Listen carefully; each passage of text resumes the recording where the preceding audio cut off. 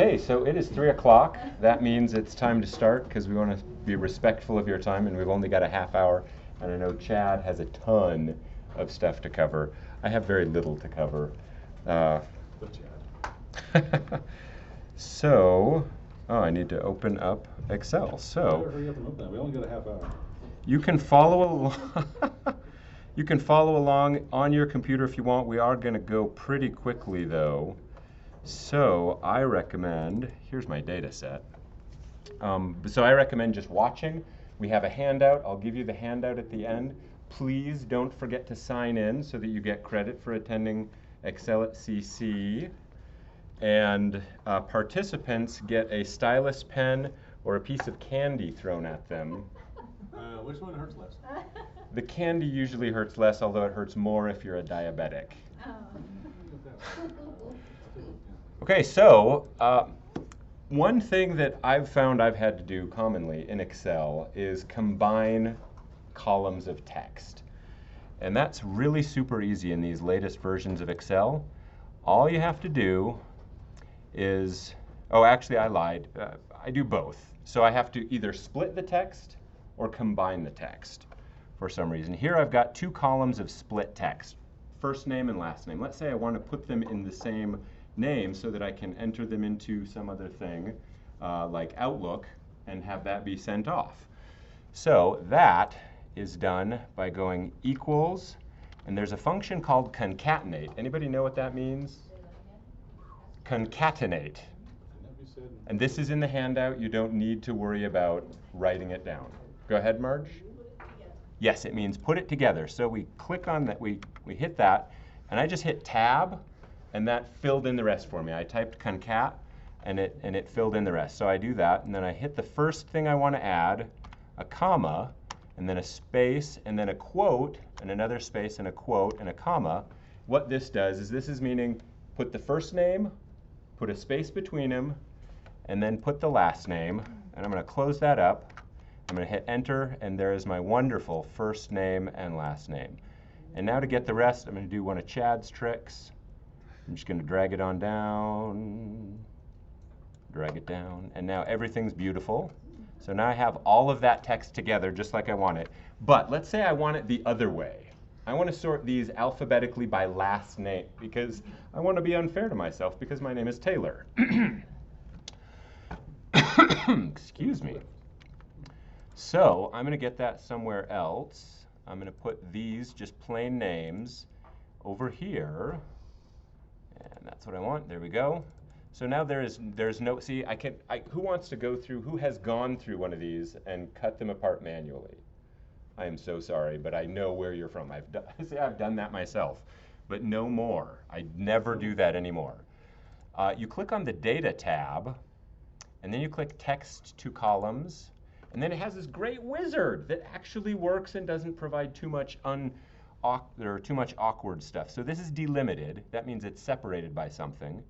So I'm going to hit Next, and it's not separated by a tab, but watch that bottom box there as I tap on space, as I click space. It automatically said, hey, I see where the space is. I'm taking care of you, brother. And so I'm going to hit Next, and I'm going to hit Finish, and there they are, back separated just like I want them.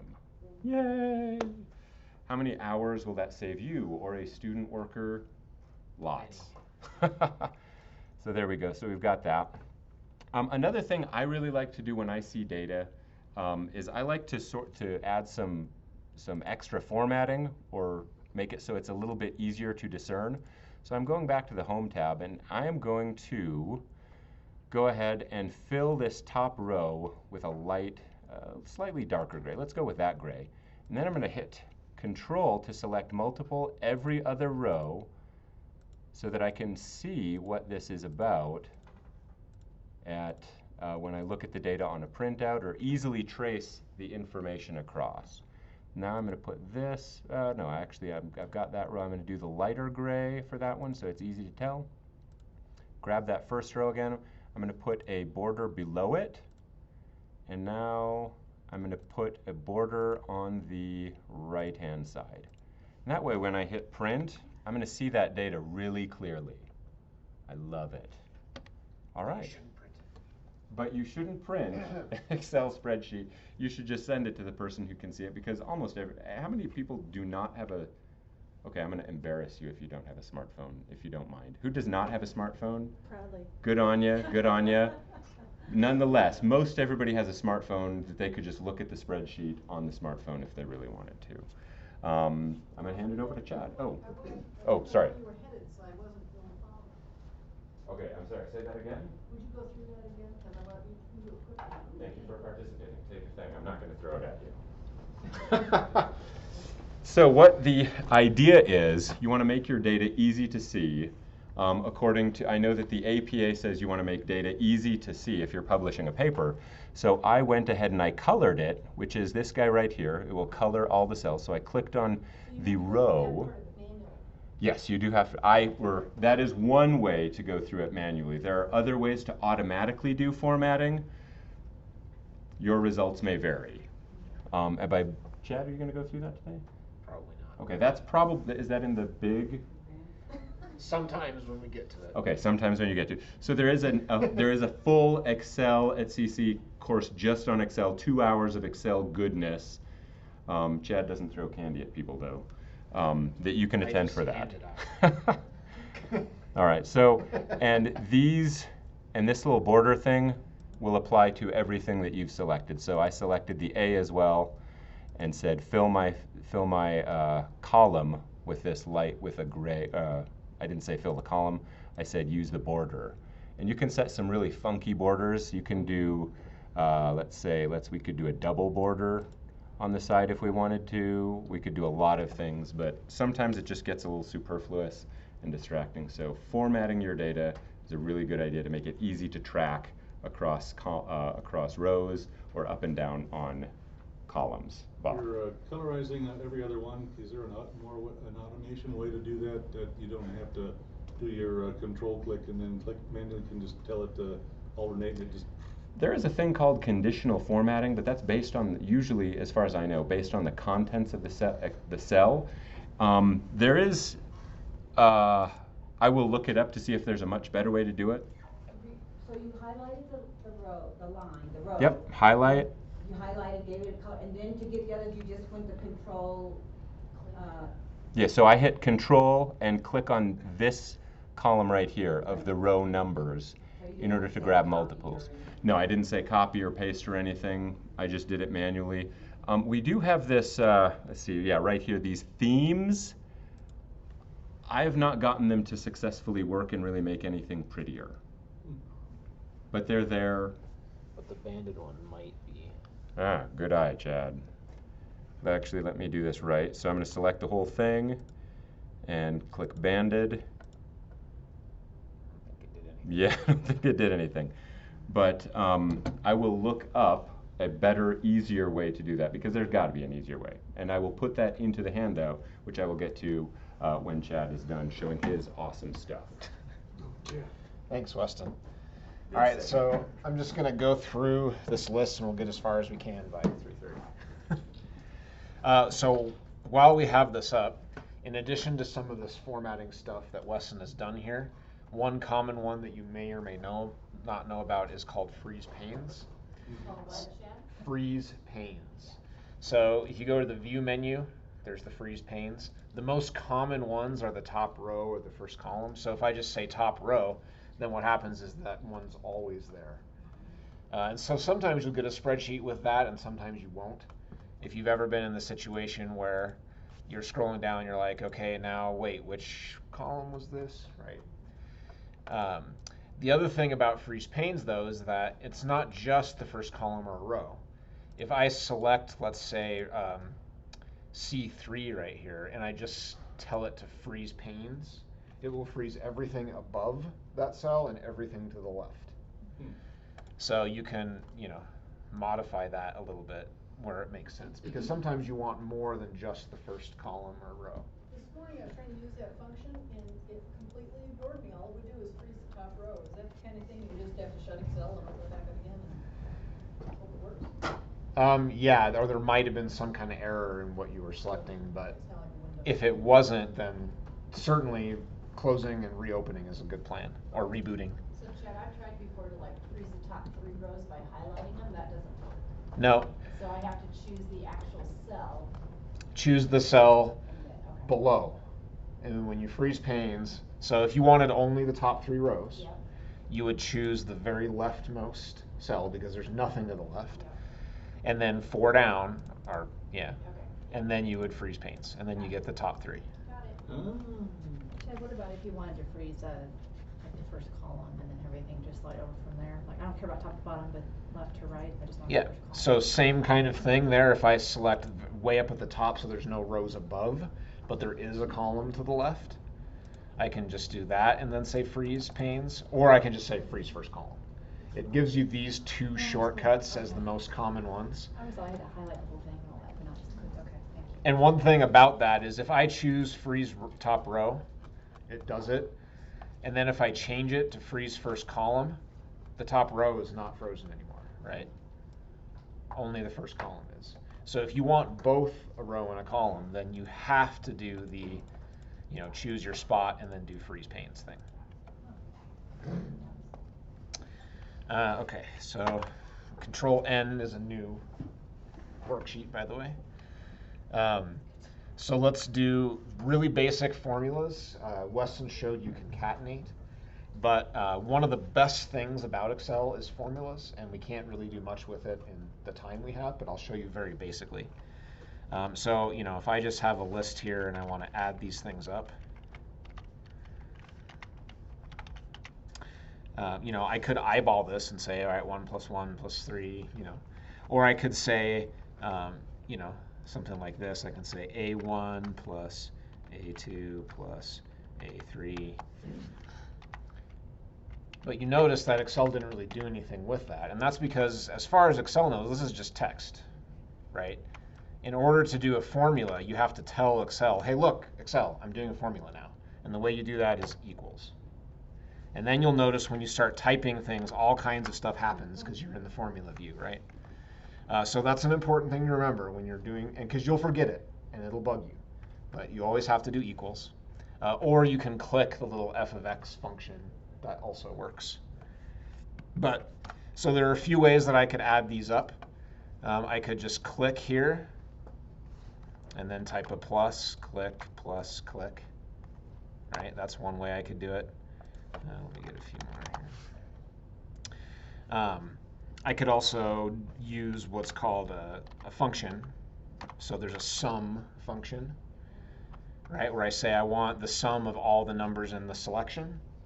So I could type in, or I can just select, I want the sum of this section here. I can also, because Excel knows that a lot of times you're just adding stuff. So it has this little thing called AutoSum right here. So I just click AutoSum and it automatically makes the sum thing for me. Done. And it's pretty smart. Like if I go right here and I say AutoSum, there's nothing above it, but it will know that there's numbers to the left and it will AutoSum those.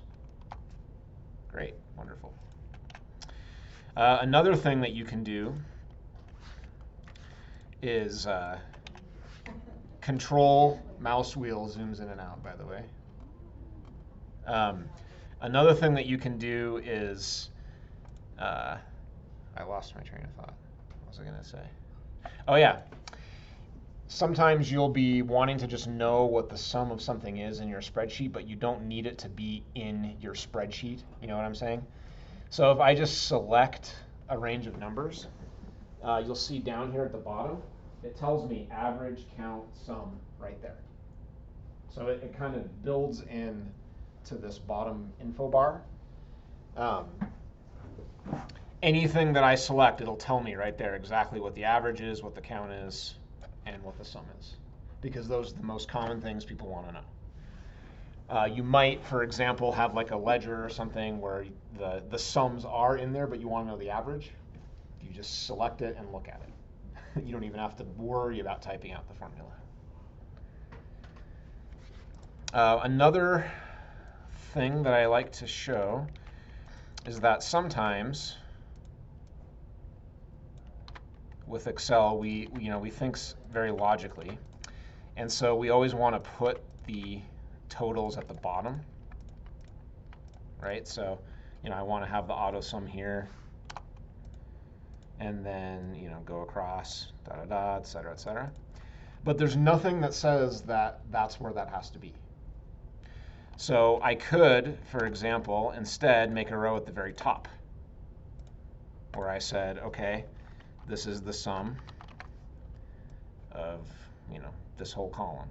And maybe, so A2 to A24, maybe I want to say to A2000, just to cover myself. And now I have a total at the very top.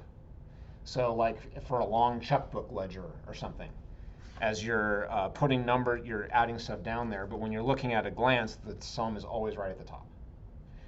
Or I could put it floating out here if I wanted. It does not have to be anchored to the row of numbers. And when you get into making data readable to people, that can be very helpful.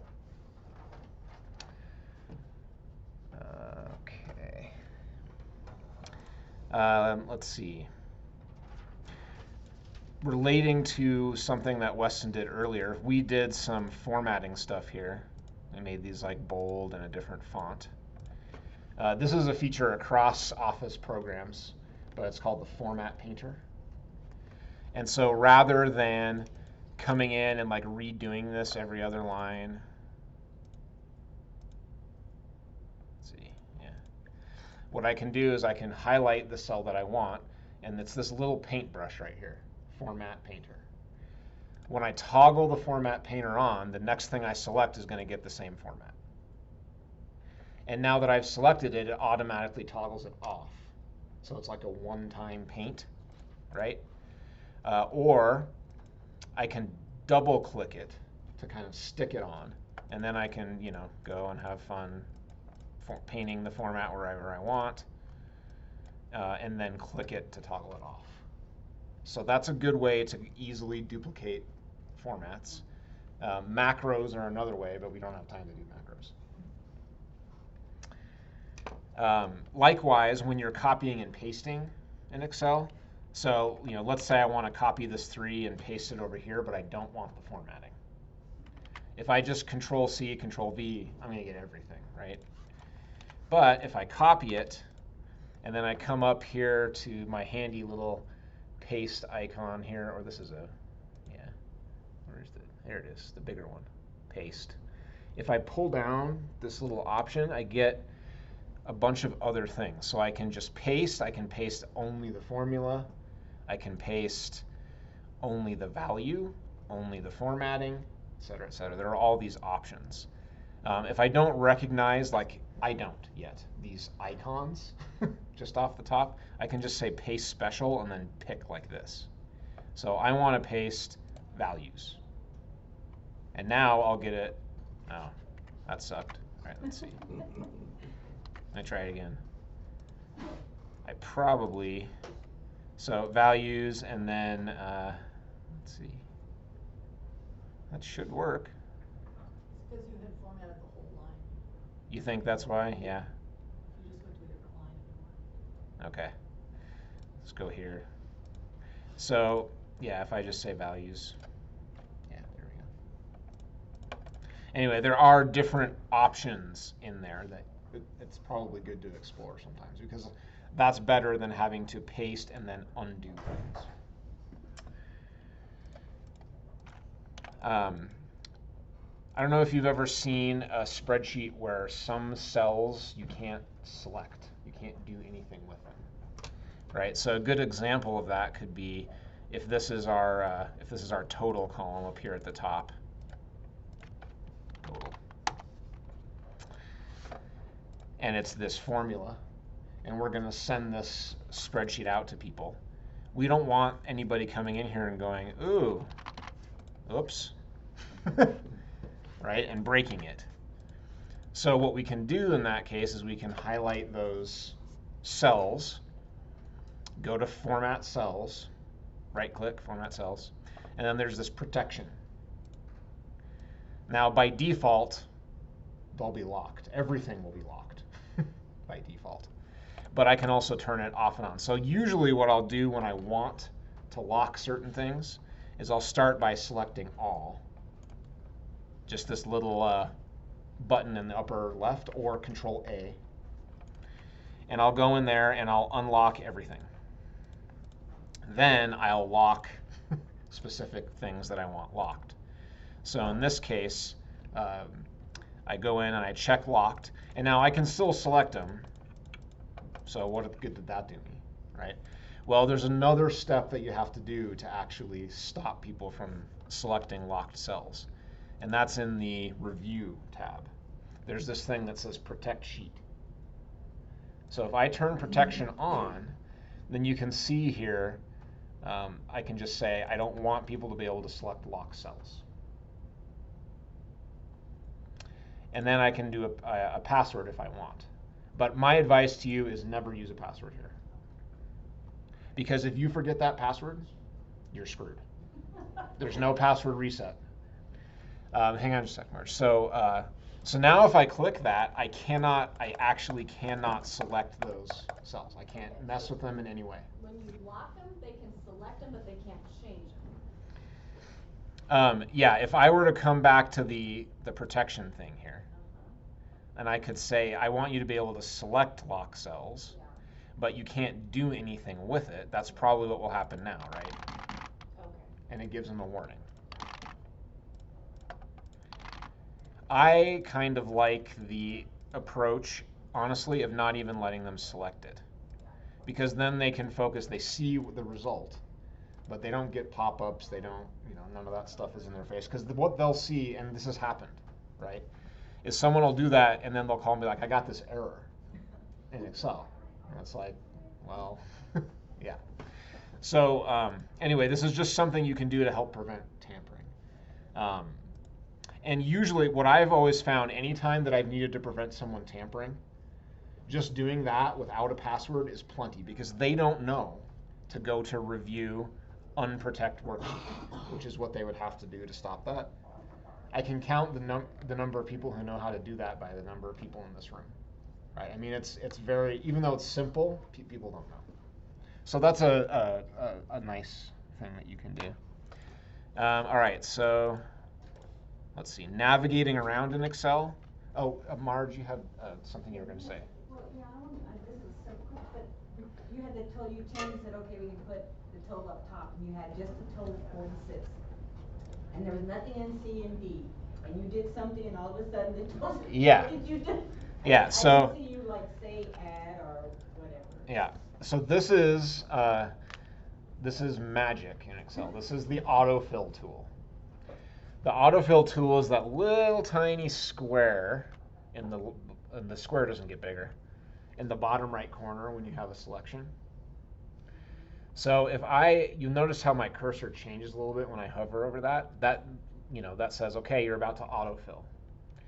So in this case, if I drag it over, it automatically knows to do the same formula, but also change the column or the row.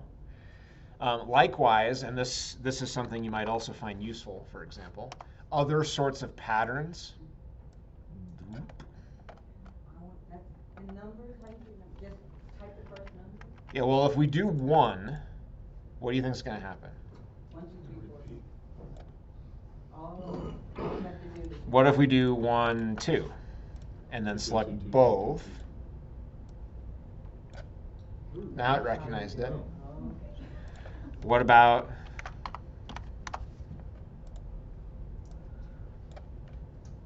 Well, how come it worked for words and not for numbers? Well, it doesn't know, until it can recognize a certain pattern. As far as it knows, you might just be saying A, and then if it doesn't know what to do, it just copies, which is also useful, right? I don't know if it will do A, B, C. What do you think? I've tried to get it to do that, and it hasn't yet. Nope. Oh, right, it repeats the series. It repeats the series. But anyway, autofill is very useful, and you'll get the most mileage out of it by being curious and playing around, right? But days of the weeks and months, there's no reason, because that's common, right? You're going to have to do that. The autofill will help you there. And formulas are the other big thing. You just autofill your formulas. there's some fun stuff you can do with that too, because by default it will always increment the row or the column, but you can come in and tell it with a $sign not to increment the column when you autofill, or you can do it by the row to not increment the row. And so we don't really have time to play with that, but if you are interested in doing it, there's a challenge you can do to help learn this. You know, a multiplication table, right? If you go out to 12 on each side, how that works where it's the multiplication, you can autofill that with one formula. And if you can figure that out, you will understand those absolute references and how they can be useful. It's kind of a fun, it's a fun little task. If we had more time, we would do it. All right, 4 minutes. So another thing that let's go back to Weston's thing here. With resizing rows and stuff like that, because this is a very common thing that you'll have to do. Right? You're always going to be grabbing these rows and trying to figure out, a couple things with that. First, if you, let's say this is like this. If you double click there, it will auto resize to as big as it has to be to fit everything in that column, which sometimes is bad, because sometimes you'll have these great names like this, and then there'll be one that's like 74 characters long, and it makes your entire column 3 times the size, right? But a lot of the times, it's useful to do that. You can also, if you select all, or if you select, let's just select all these rows. I can actually right-click and go to column width here, and there's actually a number, so I could type in like 5, and all of them will be the same size. 5 widgets. Wide. I don't actually know what the unit is, but it's most important in how they're relative to each other anyway. So It's probably like a Python or a type topography. it's probably, yeah. It's not pixels because it's a different system. It's not. I can also, and this is a common thing that I will do when I see you'll get like a data dump from something that's not at all formatted, is I'll select all, and then I'll just double click in between one of these and it will auto fit all of them. And then I can adjust from there, but that's a quick 2-second way to get it looking better. If you've ever seen this, here, let me do it better. No, I need to stop with okay. Yeah, in this case, it's putting an exponent in there. But sometimes you may see, I wonder if it will do it if we do like commas.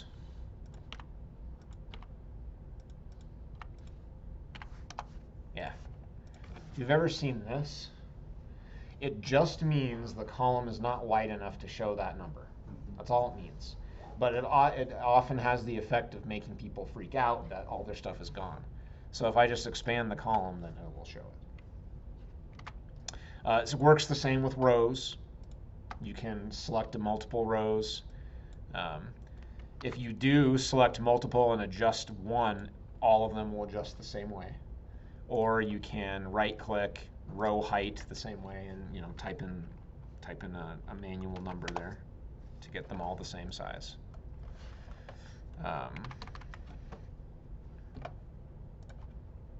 Yeah. Okay. Well, I got halfway through my list. But that's okay. I knew there was no way I was getting through all of it. If you want more, like Weston said, I do teach a 2-hour Excel class a few times every year where we go into more depth. And when is it on the digest?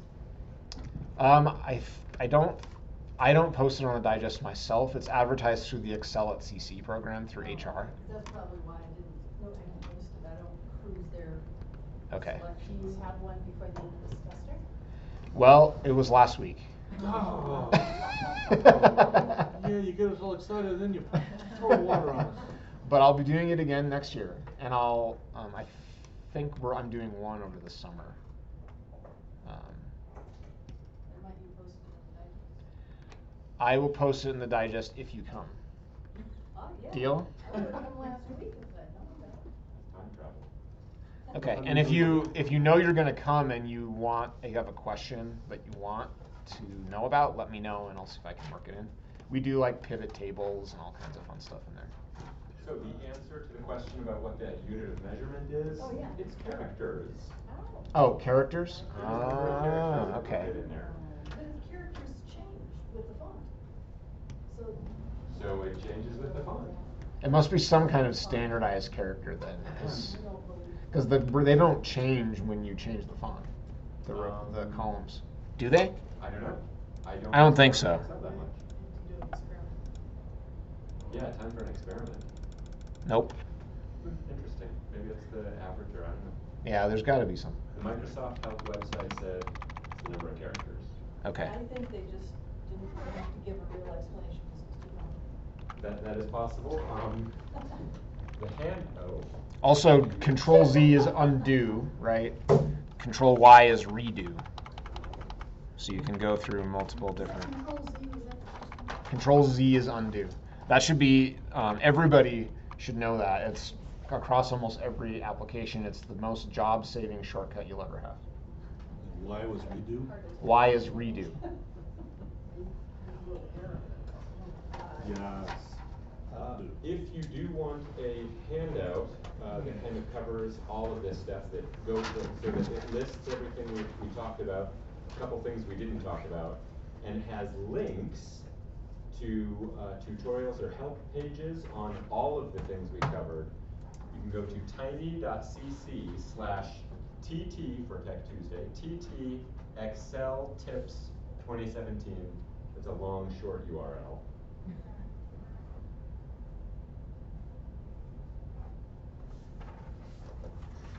And that is a Word document that you can download. If you sign in to single sign in your email first, then you can actually download it, as opposed to just looking at it kind of on the screen. You can keep it forever and ever.